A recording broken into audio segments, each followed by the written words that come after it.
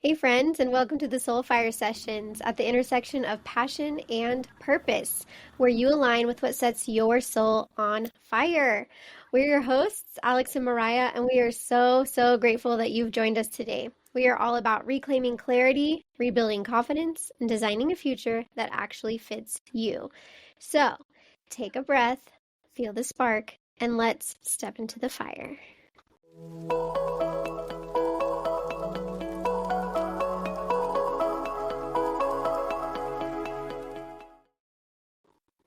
Hey, Mariah. Hey sister, how's it going? Good. How are you today? I am so good. The sun is shining, like it's nice outside, all the vitamin D. So super happy, super grateful. Good. I love that. Yes. Love. Yes. Well, I just want to say hello to our guest, JJ. How are you? Doing good. Well, JJ, thank you so much for joining us. And today I want to really talk about something we haven't talked a lot about on the episodes yet. And I want to first let me preface that with we know the world is chaos, right? We know that we have a lot of crazy happening. And when that happens, that can have effect on our mental health. And, we know that mental health affects all the things that we have going on in our life, our job, our family life, all the things. And so, on previous episodes, we've talked about things that you can do to help that. And those things are grounding, meditation, breath work.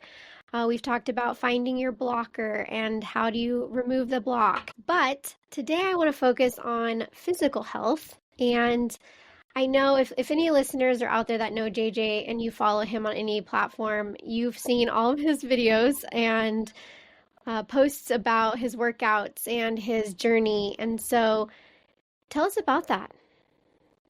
It's been a transformation. Like Yes. it's Yeah. been a whole evolution. It's been trying things and failing and trying things and failing, and then you just got to keep picking yourself up and trying new things.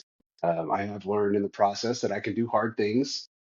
Like, for instance, I'm running a half marathon tomorrow morning, and I would have never ever thought that this guy sitting here that loved donuts more than anything would be going out there and running a half marathon. So I'm excited for that. So that's the culmination. Jumping in 3 years ago to say that I would do that probably would have scared me, and I don't know if I would have believed it, right? So this journey has been over 3 years now, 3.5 years, where I was at a low, I was at a real bottom, mentally, physically. I was probably the biggest I'd ever been, almost 300 pounds, and mentally I was not in the best shape. I always always compensating with things. I was always tired. I was always overeating. I would overeat because I was tired, or just I just know all the things that were adding up to not a good mental health lifestyle. And I found for me that the more physical I got, the better my mental health turned out being. So I had a mentor who's actually a guy who kind of sponsored me through some phases, and he got my butt back into the gym. So he was like, hey, let's get into the gym. Do you want to wake up and come? And I had zero reason to say no. So being able to say yes to things, I think, is another positive. If it's something challenging or something new, especially if it's going to better yourself, being able to say yes is something that I've actually really enjoyed doing. Like, I said yes to a half marathon. There's another thing I'm doing. It's called a high rocks race, where it's a fitness race where you're doing 8 functional exercises, then you're compounding that with 8 1K runs. So you're running an 8K essentially, and then doing 8 functional exercises, and you're racing people that are going hardcore. So I say that because it has been a journey, and I need physical exercise to help keep me grounded. As some listen to some of the podcasts, there's other ways that people find what works for them. What's really worked for me, and I actually love running because it's very simple. I say it's very simple. Some people say, man, it's really cheap to get into running. All you need is a place to go run. And then you got to get the right shoes. And then you got to get the watch that can track your running. And then, if you go on long distance, you got all sorts of anti-chafing stuff, which I didn't know about until I started running long distances. So, but, running is so great because I can leave I work at home, so I can leave my house and I just go run on the trail. And I can come back in 30 minutes. I might be drenched in sweat, maybe don't have my camera on for my next meeting where I'm still wiping the sweat off my face. But it's been so helpful for me just to be able to go out and run. And before that, I had a kind of phases where I would go up and down, in my health journey. And whenever I worked back at Seward County Community College, I was the chief information officer at Seward County. I used to work out over lunch. That was one of the things I did. I always worked out over lunch. I maintained a healthy weight. And then, of course, as life changes, 3 years ago, we were coming off of COVID. COVID was kind of rough for a lot of people. It was rough for me. That's probably where the dive started heading. And then it just met at the worst part 3 years ago. That's where I had to make a decision to do something different, to make something better for myself. And that has come with physical health. It helps so much in my mental health that's what works for me. So it's been an exciting journey. I love pushing myself. So as I'm listening to you, JJ, like I'm hearing the type of things that you're doing and the type of things that you're into. I'm sitting here going, oh my God, I'm overwhelmed just listening to what you're talking about doing as someone who's not very physically fit myself. And so I'm sure some of our listeners are like, yeah, like I know all about the watch and the shoes and I run marathons, but some of them are probably like, I wish I could do that, but I can't. And so I'm curious, you said there were highs and lows. There were, periods of, just struggle in the beginning. What would you say was like, what is the first step to getting to where you are? From somebody who's maybe overweight or doesn't have any muscle or is sedentary, is tired all the time, is feeling the emotional effects of depression. We've been talking about the sunshine, and I'm telling you that when the sun goes away, people feel different, and so like as we go into winter, it's something to think about as well. So I'm just curious, like, what's the first step? Like, you don't go to running marathons overnight. This has been a journey. So where do you start? It's a great question. So for me, it was I got into the gym first. So finding somebody to help keep you accountable is always a great start. So if you don't have the motivation for yourself, maybe you'll find that in the collective, right? In a group of people that would help encourage you. So at first it was one other guy that kept like, hey man, let's get your butt to the gym. Let's wake up. He met me there every morning.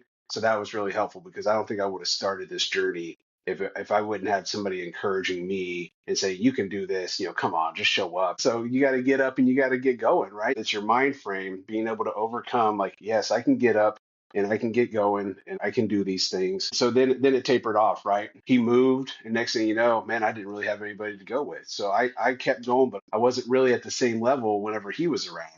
So then I found a gym, and it's kind of like finding your fit, right? I tried new things and that didn't work. Okay, I tried going to this gym. Yeah, that would work. I tried shifting different times of day. And next thing you know, somebody invited me to go to the gym that I'm currently at and been there for about a year and a half. It's called Got 'em Fit, and it's community classes, it's group classes that are high intensity interval training or HIIT classes. And I just started out and it gassed me so much. It still gasses me. So meaning sometimes I'm on the floor after doing, bicycle crunches or mountain climbers, some high intensity kind of cardio. So you do a set and then you do a cardio set, and I'd be gasping for air. So I'm completely gassed. So at the beginning, that's where I started. Whenever I joined that gym, that's what really I latched onto that because there's other people showing up. I need to see other people working out. And in that, I didn't have to actually plan my workouts either. You walk into a gym like that, here's the list of things you do. They play really loud music and they have a beeper that goes off every 30 seconds, and you change stations. So you look at the screen, okay, I got to do that exercise. So I don't have to think much. I go in, there's a whole bunch of people doing it too and working their butts off. So I see that makes me want to work harder. So that's what worked for me.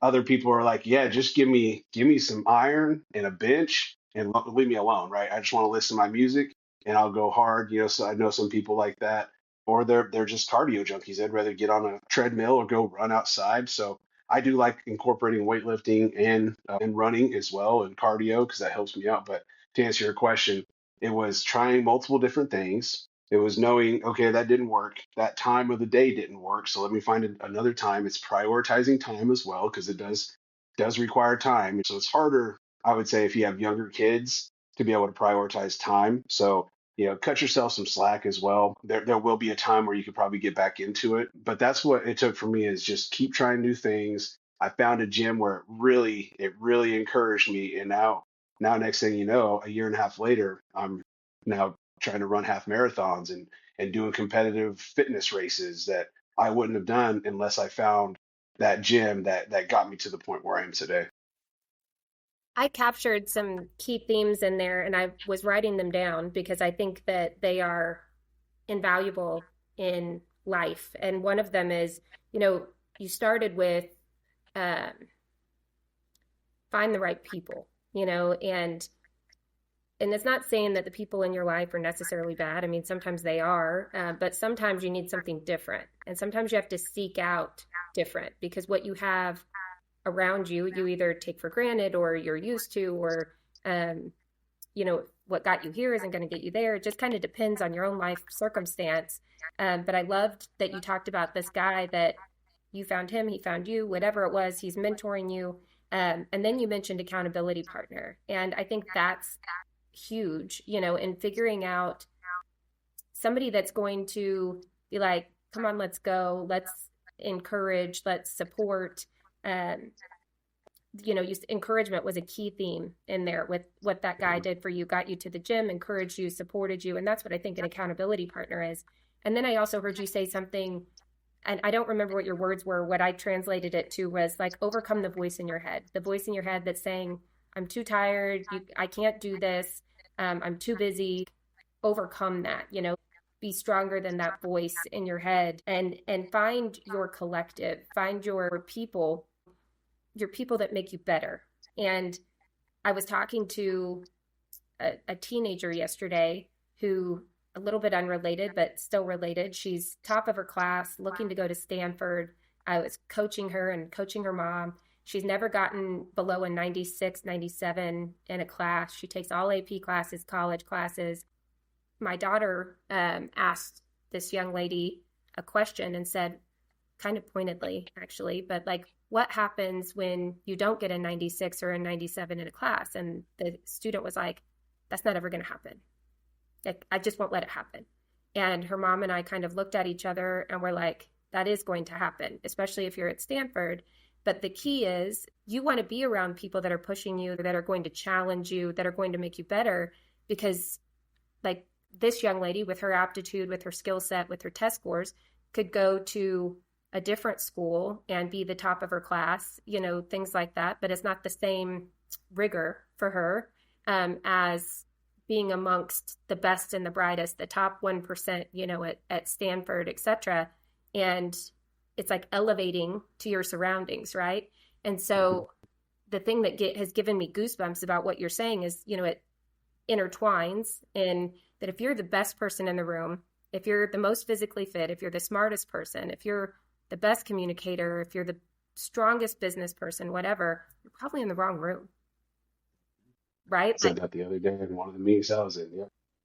Yeah. And it gives me goosebumps because that's basically what you're saying is I needed to be around people that were more physically fit than me. I need to watch other people working out. I need to see them busting their butt, and it motivates me to be better. And that's the point of community, right? Mm-hmm. And finding those communities in the pieces of our lives where we need to grow and where we need to connect and where we want to thrive. And if you're surrounding yourself constantly with people that aren't where you want to be in that avenue of life, you're never going to get better. So, and then the last thing I wrote down was prioritize and be disciplined. Like these are like, I'm like collecting, I'm going to put it on a little note card and frame it in my house of like Discipline. Yes. That's what I heard you say. And I think about that and in my brain, my ADHD brain, I was applying it to this coaching session yesterday also, and just thinking about how the things you said fit in so many different arenas, like they fit with whatever goal you're chasing or whatever area that you want to be better. Those key principles that you mentioned as here's where you start, they apply to all of them. So Amen. I'm super inspired. Like, I'm like, this is amazing. Every time I'm like, this is the best podcast yet. I tell Alex, like every single one, I'm like, it just keeps getting better. This is incredible. Your story is inspirational. I would watch some of your videos online and like, I follow you on social media and things. Like, I just look at you and I'm like, I can't do that. And what you've done and what you've described right now is just saying, yes, you can. One step at a time. Just gotta slow up. And like, I never thought I'd be able to do 10 pull-ups in a row. I could never do one pull-up. So it starts, and I think Alex shared this with me. Sometimes it just starts with hanging on the bar. You know, you don't have to start with a pull-up. So and she can help. And for those that don't know, Alex is my wife. So if anybody hasn't put that together yet, but but we encourage our daughter, and I'll let her share this story. Is how do you do 10 push-ups, right? And just hearing Alex share the same thing that I kind of share with others, it was very encouraging. So I don't know if you want to share that. She'd probably be embarrassed if she knew we were talking about her, but it's such a great story. It's the same kind of thing. Yeah. I mean, well, basically, she found out 3 weeks ago she has to do 10 push-ups for gym class, and they have to be a specific form and all these things. And she's like, I can't even do two in this form. And so, what's funny though is at the beginning of this year, this child and I decided we were going to do a push-up challenge for the year. And our goal was to be able to do a certain amount of push-ups at the end of the year. And we were doing really great for the first maybe 3 or 4 months. And then, life happened. Summer happened. It didn't happen. So, but I told her, like, just do one. You can do one. So tomorrow, try to do two. And when you can do two, then you try to do three. And you keep doing that until you can get to 10. And so in 3 weeks, she went from 1 to 8. She was able to do 8. And I said, that's amazing. Like, you showed up for yourself, you had consistency, and now you have to keep doing that because we know he's going to have you do more push ups in a couple months. You just have to start where you're at, right? Like, I can't do pull ups. If I just hang from the bar, that might be how I work on it. Or for me, it was really hard for me to do a push up on the ground. So I started with wall push ups. And then I went to an incline push up, and now I'm at knee push ups. And so it takes a while. But I think what I heard you say when you said show up, for me, my wellness coach tells me it's better to show up at 20%, 40%, 50%, 75%. Some days you'll show up at 100% than not showing up at all because you're not going to have any consistency and nothing's going to change at 0% effort. But if you show up every single day, some days might be 20% effort, some days might be 80% effort, and you have that consistency, it's going to pay off. Yeah, well, that's awesome. And just comparing that to what we as leaders have to do, right? We have to show up. So even at our worst moment, even when life is crashing down around us, maybe from a personal standpoint, we still have to show up for our people, show up for those that depend on us. So some of that mental strength that I gain in the gym is directly applicable to the role that I have to perform because I'm a director at Kimberly Clark, director of cybersecurity architecture, and there's a lot of things that go on, and I have a pretty decent sized team that I have to, show up for. So if I'm showing up, and I hope I don't show up at 20% most days, but that's what the physical challenge helps me do. It helps me be, probably above 50% most of the time. There are days, everybody has bad days, but I mean, that's such a great leadership. What you just shared, Alex, is such a great leadership trait that even if our wellness and our mental state, and I would even say our spiritual state, is we got to just keep showing up, right? We don't just give up, right? For those three have to be in check with me. I need Jesus, I need to work out, and I need to make sure that I'm doing what I need to do from a mental health. But the great part here is when I have spiritual and physical in check, the mental just naturally just follows along because I've done hard things. I'm usually meditating or prayer, right? If I'm praying, if I'm working out, then usually my mental state is so much better. So, I truly value just all the things you learn from hard work in the gym or getting through hard tasks because it relates so much to leadership qualities and how to be a better leader as well, at least in my experience.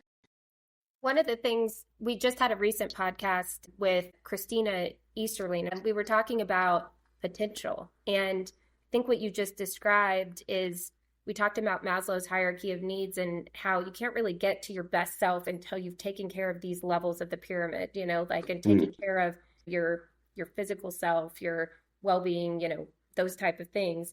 And you just described the same thing. It's that spiritual, physical, emotional well-being or balance that we need in order to be our best self, because you can't be your best self for your team or for your family until you have that there, like until you've got that figured out. And it doesn't look the same for everyone. And I think that's the mistake that people make, is they think, oh, I've got to, go run a marathon in order to check that box. That's not the case. It might be that you walk the extra steps to the building in the morning, or you ride your bike to work instead of whatever you were doing before that didn't cause you to be as physical. And so I love what you said there. I'm curious, you've mentioned leadership a couple of times, and your role, obviously, for what you do for a living is, that's a big deal. It's a big company. It's a big part of an important role in the business. How did you see a difference before you were in alignment with your physical piece as a leader? Because I think you've been a leader as long as I've known you, which is a really long time. Like, what was the difference, I guess? Yeah, and this is something that is also part of my story. I mean, part of that mental health challenge was work related, because in cybersecurity, there's always somebody trying to attack and tear down the system. Everything's always so new. There's always a new vulnerability or something coming out that could have impacted a computer system that could take a business out, right? So that's always in the back of your brain. And then you have, other challenges that when it comes to budget and leading people, and you start compounding all those together. If you're not taking care of yourself, there's no way you're going to be able to handle all that. It's just, so I learned that the hard way. And it came to a point where I needed to take a little bit of time off, right? And I needed to step back. And it wasn't overnight that this just automatically got repaired, right? It took time, as Alex can attest to. It took time. Whenever I am working really hard on my physical being, it just naturally helps out with everything else. It's helped me out tremendously. I can't even explain. It's night and day difference from my attitude on how I look at the world whenever I'm working out regularly versus when I'm not. Because I go into seasonal downs whenever the sun starts setting at 5 p.m. and we go through daylight savings time. Oh my gosh. You mean by 5 p.m. it's dark outside? So I got me a little headlight. Alex doesn't know about this yet, but I bought a couple of headlights that I'm gonna wear that are like, so I'm gonna be able to go run if it's not too cold in the evening, because I still needed that physical exercise, and that's when I usually like to run, is right after work. De-stress, decompress, think about, reflect. What's coming up next? How can I charge forward into the next day? So I don't know if I answered your question completely, Mariah, but hopefully I got pretty close there. Yeah, I think you painted a really good picture, and it's going to be different for every person, I think, just Yeah. when we're Oh not in yeah. alignment. Alex, you Well, probably have a lot of expertise in this space. I just keep thinking like about our nervous system, and we've talked about this before, and how a lot of times when we're stressed and we have a lot of high anxiety tasks or roles that we're in, our nervous system is dysregulated. And that can cause our anxiety to be heightened. That can cause our depression. That can cause more stressors. And just like therapy, we learn how to identify our triggers and what our triggers are and how to deal with those triggers so that our stress is reduced. Physical exercise gives our body a space to say, now I'm safe. And it sort of helps you re-regulate your nervous system so that your heightened emotions, your anxiety comes down, you can breathe, and your brain can be back out of this fight and flight mode. You're in like a normal space again. And so I know we talked about that with breath work and meditation, and the same is with physical exercise. That might look different for other people. Like for me, I'm middle-aged woman dealing with hormones, right? So for me, I can't do HIIT and hard workouts because that dysregulates my nervous system. So for me, I like to go on long walks. I like to lift weights. I like to do breath work, right? Like those are things for me. For JJ, he likes to run. He likes to do hard workouts because that's what helps him. So I think finding a space that works best for you as a person, having people help you with that too. Like he had, accountability partners. He had a gym he went to. He's learned a lot. I have a wellness coach. I've learned a lot about my own body and what works best for me. So finding somebody that can help you through that and figure out what works best for you, but then just trial and error, like JJ said, right? Like try it. You'll know. You're like, oh, I went to spin class and that was absolutely not for me. Or I went to yoga and it was amazing. And so you know what your body feels like when it's thriving and when it's regulated. And you also know what your body feels like when it's dysregulated. So just trying out new things and figuring out what that is so that when your nervous system is regulated, then you can show up as your best self, whether that's a spouse, as a parent, as a leader. I think that's important. Agreed. Yeah, Drop the mic. the guy that owns the gym, his name's James Hatton, and he is one excited dude. Like he gets me hyped up when he starts talking, and like we start talking. Next thing you know, I'm feeding off his energy. I'm like, yeah, man, let's go. So it's also great to be around other people that are excited about your journey, that can get you hyped up, that know the right things to say, that are just exciting people for you to be around. Because let's be honest, if we're around a whole bunch of kind of dull people that like, man, well, I guess if you want to work out. No, man, I need somebody to say, man, get your butt in here. Let's go, man. You can do it. You can do hard things. Don't back down. Push harder. Push, so that's what I need. That helps me out because I know I can. I always have something in reserve, right? I always know I can push a little bit harder, especially when it comes to workouts. And that directly ties back to how much can I push in other areas, when it comes to learning as well. Because I love, for those that don't know me, I love getting cybersecurity certifications. So I have that mental, and I did that before I really started heavily into my health journey. But I've had that mental drive of I can push myself a little bit harder. I can try studying for this thing. I never thought I'd be able to get that certification, or I'd never thought I'd be able to get this job. Well, you know what? Those little stepwise things that we put ourselves through, that I can do hard things, and having people encourage you. I remember Dr. Traska at Seward County Community College. He was like, you can get your MBA. Just go do it. And I was like, yeah, I can go do it, and I signed up to go get my MBA. Plus also Alex just completed hers and she had her master's. So I wanted to get mine. But there's also healthy competition that works very well with me, that, I don't think I'm a competitive person until you get me around competitive people. And it's not like I'm going to like try to go harder and I just want to beat you kind of competitive, but it is exciting to be competitive, to have somebody else kind of know you a little bit that can help push you. So it's kind of like a coach, right? We talked about accountability partners and we talked about sponsors and mentors, but a coach that says you can do it, buckle up, let's go, and so that piece has been awesome. So because I went to go talk to him today. Yeah, I saw his car was in the parking lot and I drove by. I was like, I'm just going to swing in real quick. Man, it went 30 minutes, flew by, because he's just so excited to talk to. And he's engaging, and we're talking about this race that we're getting ready to do. It's also surrounding yourself with people that are exciting to be around. You might not be able to find them everywhere, but I try to be that for some, right? There are some that do that for me. So I've also found that to be very helpful. I love it. I'm inspired. We can make a poster or something, and like hang it up, like Yeah, words let's to live go. by. Yeah, It's awesome. get excited. Yes. It's awesome. Okay, well, we are nearing the end. And so, I know you already know this, but I'm going to say it anyway. We ask every guest 2 questions. And the first question is, what sets your soul on fire? Ooh, it's always a good question. I've been waiting ever since listening to the podcast to be able to answer this question.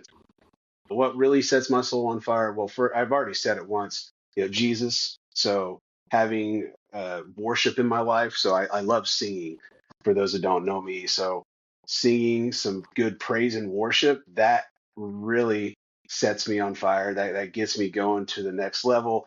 Alex has to listen to me sing all the time. So I'm always singing, maybe not every time, but in between breaks on my meetings, sometimes I'll do vocal exercises just because I want to continue to be the best me that I can from a vocal standpoint.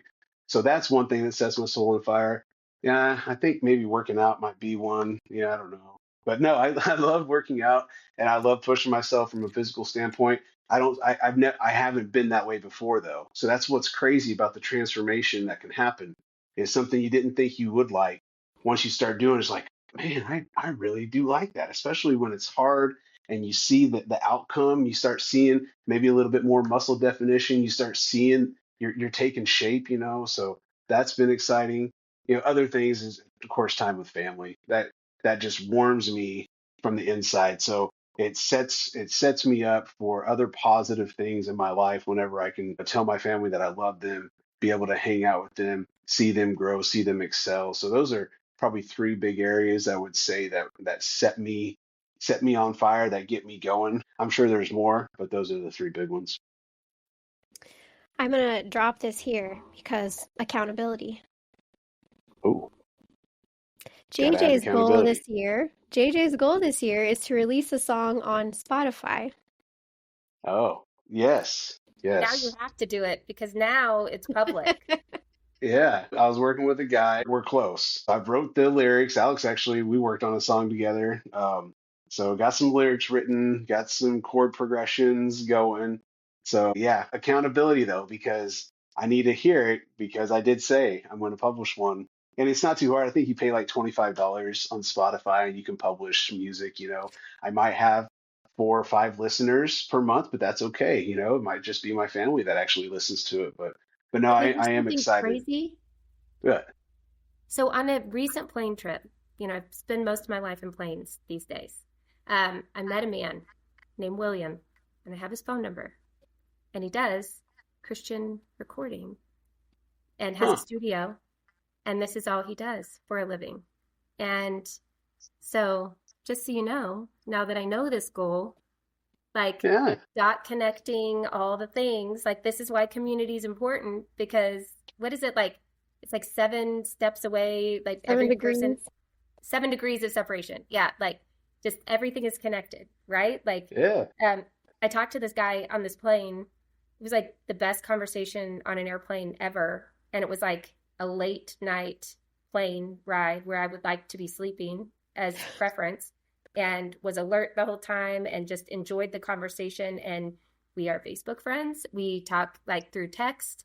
And this is what he does for a living. So, JJ, you now are going to be connected to my friend I and love it. look at all the things. Like, it's Okay, amazing. Yeah. Jesus.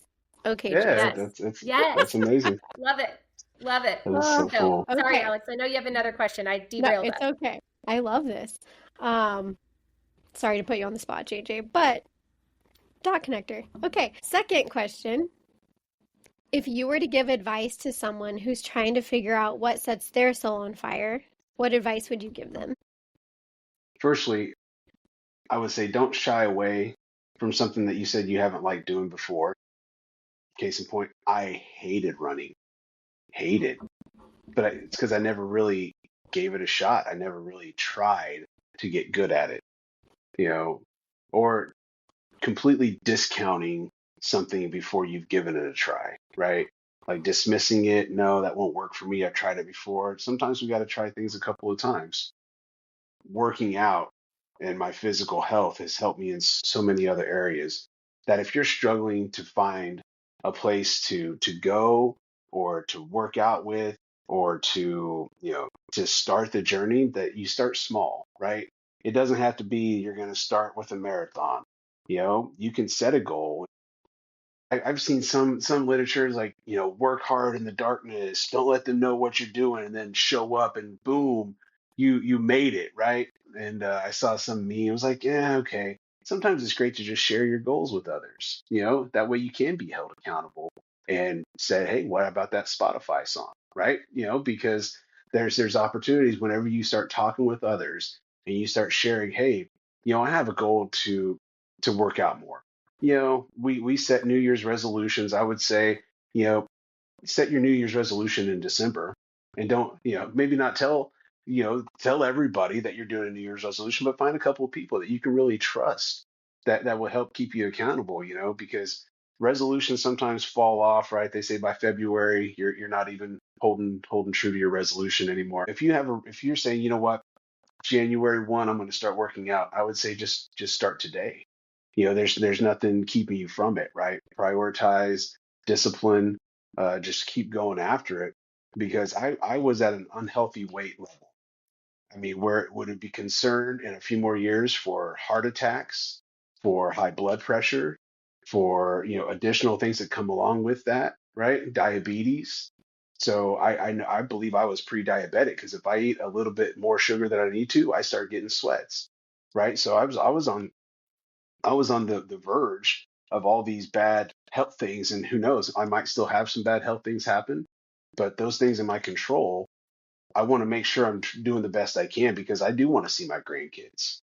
I do want to be able to hang out with my kids and be physical and and where I can actually get out and go do things. So I say that because there's a lot of heartstrings I just tugged there, probably for a lot of people that are listening, that don't give up, right? If you need encouragement, you can reach out to me. I'd be happy to encourage you. I'd be happy to tell you a bit of my story and give you a word of encouragement and say, you know what, I've been there because I guarantee you, if you've tried it, I haven't done a few things, but most things I've tried and I've either failed at it or I've tried and I've tapered off or I've had to retry and retry. So I've failed so many times. But you know what? Each one of those failures keep making me a little bit better. So don't let your failures define you.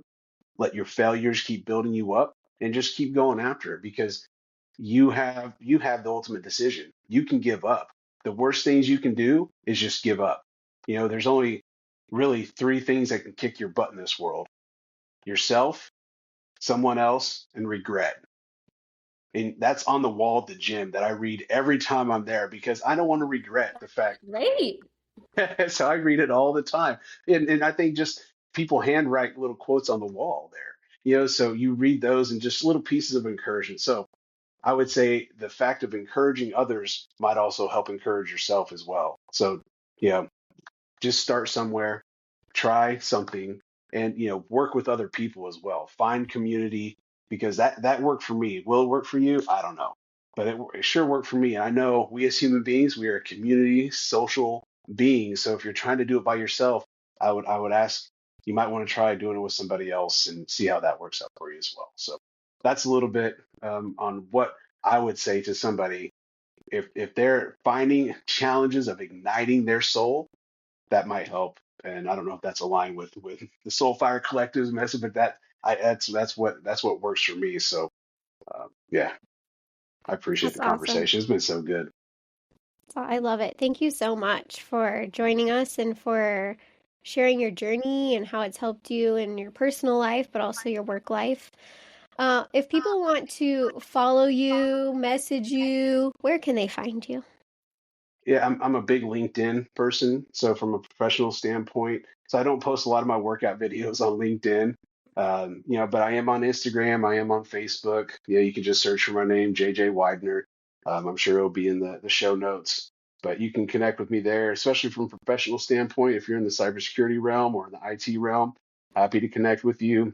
I know I made one post on LinkedIn about my health journey, and that was one of the most viewed and like liked posts. So there is a big, need because if you think about IT people, we're always sitting down in front of screens, right? We're always bound to a computer somehow. So yeah, if you're in that realm or just need any type of encouragement, you can connect with me on LinkedIn. I'd be happy to reach out as long as you're not trying to sell me software. Yep. No No, vendors allowed. I'm joking. I'm joking. Vendors are great too, but Some of I'm them. joking. Yeah, So, some yeah, of them. Yeah, as long as let's keep it to health and well-being. That's always a positive. That's perfect. I We can love put it. that in the show notes too. Yes. Yeah. Mariah, where can people find us? TheSoulfire.com. Yes. Woo! Let's We We're have a go. also on new LinkedIn, updated Facebook. website.